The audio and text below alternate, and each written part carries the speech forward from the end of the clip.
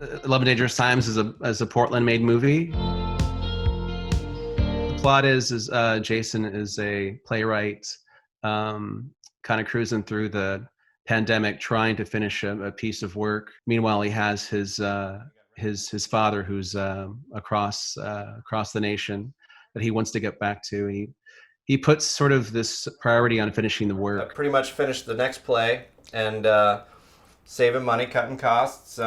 Ishmael is going to help me produce it come fall. In the meantime, the pandemic is getting worse, and he starts to get lonely. He starts longing for connection, and he meets Sorrel. They both give each other that sort of missing connection that they both needed.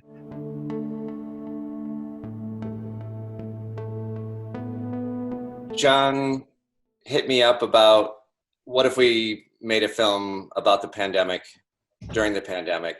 What would that look like? Would you be interested? And I was like, hell yes. We can set it up. We can make this work, Marco. Shortly thereafter, him and I were passing a script back and forth. He did the first couple drafts. Before you know it, we had a script. Before you know it, we had Tiffany on the phone.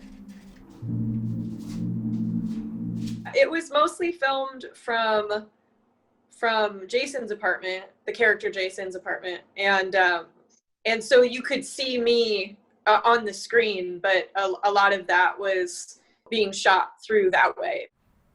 So do you get a lot of attention on here? Because I was quarantined by myself the whole time. Handful of people. You're the first one to reply back. Mid to late April into May.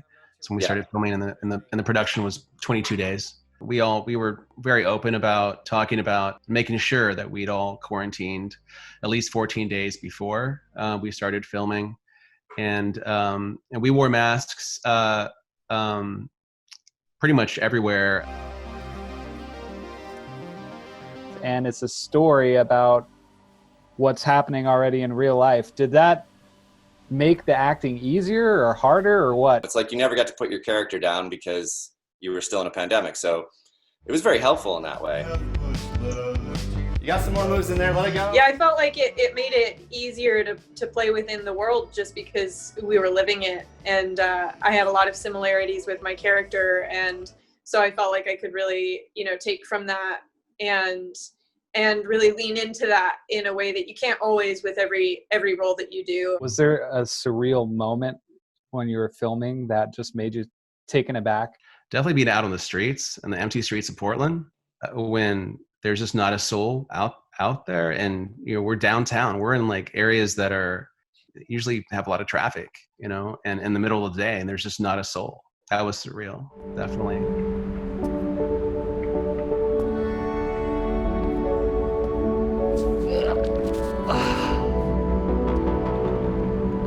It was always a bummer coming together and not being able to hug our friends. They'd be right there. The photographer's there, Tiffany's there, and we're all waving from across the street at each other. See you when this is all over. I think that that's a big thing in this pandemic is a lot of people feel really alone, but we're all in this together. There's hope and humanity and connection available. And almost everybody we've talked to connects with one of the characters in one of the moments.